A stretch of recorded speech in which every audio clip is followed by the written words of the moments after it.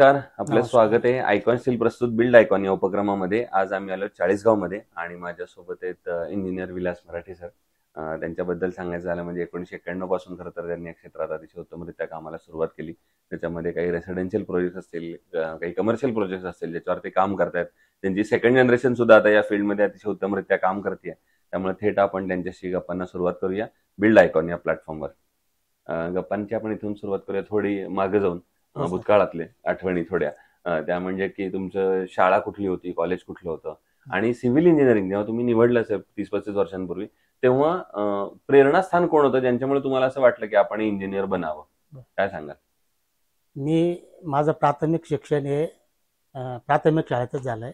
1 ते 7 पर्यंत शाळा नंबर 1 चाळीसगाव नगरपालिकेची. त्याच्यानंतर एबी हायस्कूलमध्ये माझं 10वी पर्यंत शिक्षण झालं.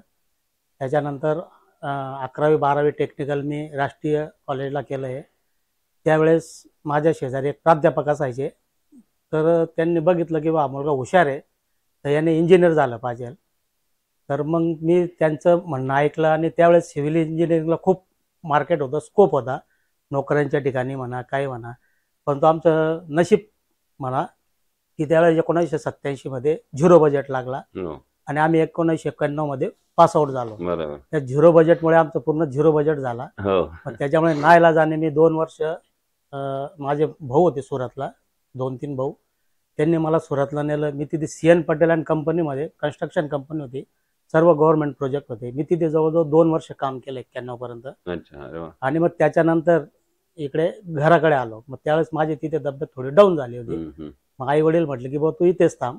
मग मी इथेच थांबलो. त्याच्यानंतर मग एक बा आपल्याला प्लॅनिंगची प्रॅक्टिस करायची म्हणून मी एक नामवंत आर्किटेक्ट अरुण भावसरांकडे जॉबला लागलो मी. आणि ते जॉब करत असतानाच मी माझंही एक सुरू केलं, प्रायव्हेट घरी सुरू केलं. आणि मग कालांतराने मी ते जॉब सोडून दिला आणि मी माझ्या याच्यात पूर्ण वेळ देत बसलो. मग हे जेव्हा सुरू होतं स्वतःचं प्रायव्हेट वैयक्तिक जेव्हा तुम्ही सुरू केलं, तेव्हा पहिला प्रोजेक्टचा अनुभव कसा होता? कारण तेव्हा काय सगळं दडपण असतं, आपल्यावरच सगळी जबाबदारी असते, आर्थिक जबाबदारी पण मोठी असते. तर तेव्हाची काय आठवण आहे का? पहिला प्रोजेक्ट कसा मिळाला, कुणाचा मिळाला? पहिला माझ्याकडे जे होतं, माझं कन्सल्टिंग जास्त होतं आणि काही कामं जे होते की बा 2-4 कामं मी त्यावेळेस केले. परंतु मला जो सुरतचा जो बिल्डर होता तो खूप तज्ज्ञ आणि हुशार होता आणि त्याने पाहिलं की या मुलामध्ये काहीतरी गट्स आहेत. त्याने मला 6 महिन्यामध्ये डायरेक्ट साईट इंचार्जचा त्याने माझ्याकडे सोपवून दिलं. त्याच्यामुळे ती पूर्ण साईट काय म्हणतात, JID गव्हर्नमेंटचे ते रोसेस वगैरे असतात, नंतर महानगरपालिकेची शाळा होत्या, त्यांची कामं त्यांनी सर्व माझ्याकडे सोपवून दिलं. ते पूर्ण कामं हँडल करण्याची मला चांगली हातोटी होती.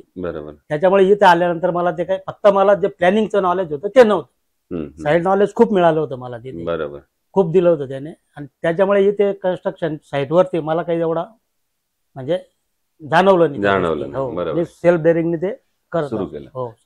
आता या क्षेत्रातल्या काही प्रश्नांकडे, त्यातला एक पहिला प्रश्न आहे म्हणजे आता इतक्या वर्षांमध्ये तुम्ही बघितलं असेल, 25-30 वर्षांमध्ये, की यामध्ये अप्रशिक्षित किंवा अकुशल कामगारांचं प्रमाण खूप आहे आणि अशा लोकांबरोबर काम करणं बऱ्याचदा धोकादायक सुद्धा ठरू शकतं. तर तुम्ही कशी ती परिस्थिती साईटवर हाताळता? आता ती प्रत्यक्षात मी अनुभवली आहे की ज्यावेळेस मी सुरतला होतो त्यावेळेस माझ्याकडे जवळजवळ 25-30 लेबर होते डिपार्टमेंटली, की ते लेबर जे होते त्यांच्याकडनं मला ते, समजा सकाळी आपण जर 20 कॉलम ठोकून घेतले त्या माणसाकडनं, ती भरण्याची जबाबदारी सुद्धा माझ्यावर होती ती, की जेणेकरून सकाळी बिल्डर आल्यानंतर त्याने आपल्याला बोलायला नको. मग रात्रीचे 9 वाजो 10 वाजो त्याला ते लाइटिंगची व्यवस्था करून देणे, मिक्सर मशीन जर काही प्रॉब्लेम आला तर ते दुरुस्त करणे म्हणजे त्याचा मेकॅनिकल ताबडतोब बोलवणे, यायचे त्यावेळेस ते आणि ते करून घ्यायचं. पण एखाद्या वेळेस ते लेबर आहे ना, दिवसभर काम करून ते थकून राहिलेलं असायचे. तर त्यावेळेस अशी एखादी वेळ हुज्जत होऊन जायची की मी त्यांना फोर्स करायचो की तुम्ही करा बा, तुमच्यासाठी नाश्ता पाणी जे लागेल ते मी द्यायला तयार आहे. कधी कधी ते पावडं सुद्धा मारायला कमी करायचे, इतके त्यांचे आदिवासी होते ते. पण त्याच्यातूनही मी वाटचाल करून त्यांच्याकडनं व्यवस्थित बोलून चालून ते काम करून घ्यायचे. तो अनुभव तुम्हाला जास्त. दुसरं, आता जेव्हा रेसिडेन्शियल मध्ये आपण काम करताय तेव्हा बऱ्याचदा तुम्ही इथं बघितलं असेल की कस्टमरचं असं म्हणणं असतं की आमचं बजेट थोडं कमी आहे, एवढ्याच बजेटमध्ये थोडं ऍडजस्ट करून द्या. तर अशा वेळेला मग ते बजेट आणि दर्जा या दोन्हीचा समतोल मग तुम्ही कसा राखता? आता आपल्याला त्यांना त्या आपण जो कन्स्ट्रक्शनचं आहे त्याला तर आपल्याला काही एकदम हे करता येणार नाही, कारण बिल्डिंग आहे ती शेवटी, हो. त्याचं लाईफ जाणार आहे. हो. त्याच्यासाठी जे काही आवश्यक आहे तर त्याला वापरलंच जाणार आहे. सिमेंट, स्टील, त्याची जी ग्रेड आहे ती तर वापरली जाणार आहे. बरोबर. मग इतर ज्या गोष्टी आहेत किंवा हे तू आता अल्युमिनियम आहे, अल्युमिनियम 160 पासून तर 300 पर्यंतची 350ची रेंज आहे. हो. आपण त्याला त्याच्यात मॅनेज करून घेतो त्याला, बरोबर. किंवा हे वापर काही अडचण नाही तुला, हम्म. हे केव्हाही काढून बदलवता येईल. बरोबर. मग तो कॉलम तोडून तुला नवीन करता येणार नाही बा असं. हम्म. तर ह्या ज्या स्टाईल्स आहेत, इतर ज्या गोष्टी आहेत ते आपण त्याला त्याच्यात थोडं adjust करू लो शकतो. बजेट मध्ये करून त्याचं ते काम राहण्यासारखं करून देतो. करून देतो. बरोबर. आता एक वेगळा प्रश्न आहे तो म्हणजे आता मागच्या एवढ्या वर्षांमध्ये तुम्ही जसं हे क्षेत्र बदलताना बघितलंय, त्याचं तंत्रज्ञान बदलताना बघितलंय, तसंच तुम्ही एक जळगाव जिल्ह्याचा पण एक प्रवास बघितलेला आहे मागच्या इतक्या वर्षांमध्ये. तर येणाऱ्या 15-20 वर्षांमध्ये जर जळगावचा एक सर्वांगीण विकास बघायचा असेल तर तुम्हाला काय वाटतं, कुठल्या क्षेत्रांवर आता काम करण्याची गरज आहे? तसं तर आता विकास करायला म्हटलं म्हणजे ही फील्ड सगळ्यात मोठी आहे, कन्स्ट्रक्शन फील्ड. हो. आणि याच्यात कसं आहे, कुशल अकुशल कुठल्याही कामगाराला काही ना काही रोजंदारी मिळते. बरोबर. जरी इंजिनियर असला तर तो त्याच्यामध्ये फक्त करण्याची जिद्द पाहिजे, तोही उपाशी काही मरत नाही. बरोबर. इतर ठिकाणी जे इतर फील्ड्स पाहिले आपण, इलेक्ट्रॉनिक्स म्हणा, काय म्हणा, त्या कंपन्या काय काही काळापुरता काम करून घेतात. आपण तिथं आपलं हे दाखवलं नाही, नॉलेज वगैरे दाखवलं नाही, तर ते आपल्याला काढूनही टाकतात. बरोबर. परंतु ही फील्ड अशी आहे की अर्ध्या रात्री आपण कुठेही गेलो, बिगारी जरी असला, अकुशल कामगार किंवा कुशल जरी असला, तर त्याने जर थोडं त्याच्यात जीव ओतून काम केलं तर तो त्याच्यात सक्सेस होतो आणि तो आपला स्टँड अप होऊ शकतो, जाऊ शकतं. पण मग शासनाकडनं काय अपेक्षा आहे तुमच्या, की जर ह्यातल्या जर कामगारांचं अजूनही प्रमाण वाढवायचं असेल किंवा काय करायचं असेल, एम्प्लॉयमेंट जनरेशन जर करायचं असेल, तर काय शासन करू शकतं असं? शासनाने प्रोजेक्ट चांगले हँडल केले पाहिजे. जे कॉन्ट्रॅक्टर्स वगैरे असतात त्यांच्यासाठी त्यांनी सांगितलं पाहिजे की ते तिथले लोकलच तुम्ही, जे आता महाराष्ट्रात काम चालू आहे तर जवळपास तिथलेच तुम्ही लेबर वापरा बुवा. पण आता बरेचसे कॉन्ट्रॅक्टर असतात की ते तिकडून समजा UP MP चे असले तर ते तिकडून पूर्ण 100-100, 150 लोकांची टीम घेऊन येतात. बरोबर. तर तुम्ही ज्या भागात काम करताय तर तिथलेच लेबर शक्यतो तुम्ही वापरा. ते तेच काम करणार आहे, आपल्याकडचे लेबर तेच काम करणार. बरोबर. स्थानिकांना एवढं आहे, तेच दिवस रात्र असल्यामुळे ते सकाळी लवकर काम करतात, आपले लोक 9-10 वाजता जातात, ते त्यांचा नाईलाज आहे त्यांना. हा खरा विषय आहे. तर ते इथल्याच माणसांना काम दिलं तर लोकांचे काम करण्याची हे वाढेल. बरोबर. आणि ते असं बसून खाणार नाहीत ते. आणि शासनाने ज्या स्कीमा वगैरे केलेल्या आहेत त्या माझ्या माहितीनुसार बंद केलं पाहिजे. फुकटचं जे चालू आहे ना ते बंद केलं पाहिजे. बरोबर आहे, असं माझं मत आहे. अगदीच. दुसरं, कन्स्ट्रक्शन मध्ये जेव्हा स्टील निवडण्याची वेळ येते तेव्हा तुम्ही काय पॅरामीटर्स त्याचे बघता आणि मग ठरवता की स्टील वापरू आपण? आता पूर्वी तर समजा आता हे आपलं आयकॉन समजा 10-12 वर्षापासून आलेले, बरोबर. त्याच्या आधी आपलं ते जे होतं पोलाद होतं, राजुरी होतं, तर ते आम्ही त्यावेळेस लोकांना सांगायचो. परंतु आता कसं आहे, लोक सगळंच बघतात, क्वालिटी बघतात, क्वांटिटी बघतात, रेटही बघतात. हो हो, बरोबर आहे की नाही? बरोबर. त्यांना रुपया जरी फायदा झाला तरी ते म्हणतात की नाही आपल्याला हे घ्यायचंय. पण आमच्यासारखा त्यांना सांगतो की त्या रुपयाकडे बघू नको, ग्रेड चांगली आहे हो आणि मटेरियल चांगलं आहे तर हे वापर बरोबर, असं आम्ही त्यांना प्रोत्साहित करत असतो. त्यांना आयकॉन स्टील तुम्ही वापरलंय का कुठल्या प्रोजेक्ट मध्ये? वापरलेलं आहे. अच्छा, वापरलेलं आहे. बरं.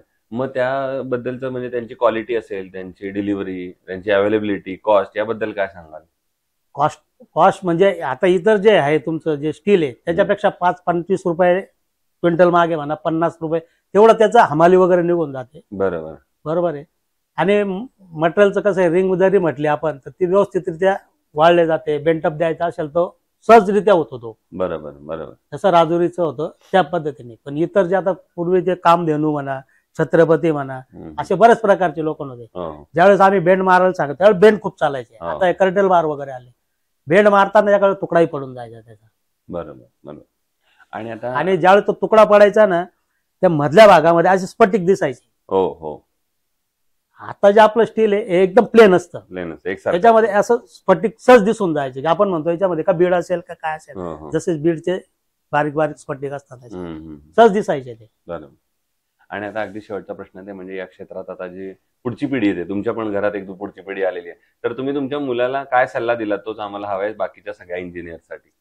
मी मुलाला एकच सांगेल की मी 35 वर्षापासून या धंद्यामध्ये खूप प्रामाणिक काम केलेलं आहे. बरोबर. कुठली आतापर्यंत माझ्याकडे ओरड नाही, कुठल्याच फॅनची ओरड नाही. फॅन मंजुरीपासून म्हणा किंवा बिल्डिंगचं म्हणा किंवा माझ्या बिल्डिंगचं खिल्पं निघालं का हे झालं का ते झालं, दैवयोगाने मला अजूनपर्यंत तसं कुठेच वेळ आली नाही हेच देण्याची. बरोबर. तसं मी मुलाला सांगतो, हेच माझं त्याला सांगतो. आणि टिकून अगदीच नक्कीच आणि कॉन्टॅक्ट मध्ये राहा, लोकांच्या पब्लिक कॉन्टॅक्ट मध्ये राहा जास्तीत फार जास्त. महत्वाचं नक्की. असं. सो ते इंजिनियर विलास मराठे आणि त्यांनी त्यांच्या शब्दात सांगायचं झालं तर थोडं काम लेट झालं तरी चालेल, पण ते थेट असावं. म्हणजे थोडक्यात कामातला पेशन्स फार महत्वाचा आहे. काम चांगलं दर्जेदार करा, त्या कामातनंच तुमचं नाव होईल आणि मग तुमचा यशाचा मार्ग फार सोपा होईल. पुन्हा एकदा सर आपले मनापासून आभार की तुम्ही Thank you, आलात sir. आणि भविष्यात सुद्धा अशीच तुमची वाटचाल चालू राहो. आयकॉनिक प्रोजेक्टची निर्मिती आपल्या हातून घडत राहो याच आयकॉन नक्की तर्फे sir, नक्की. मनपूर्वक शुभेच्छा. Thank you sir. थँक्यू. ओके.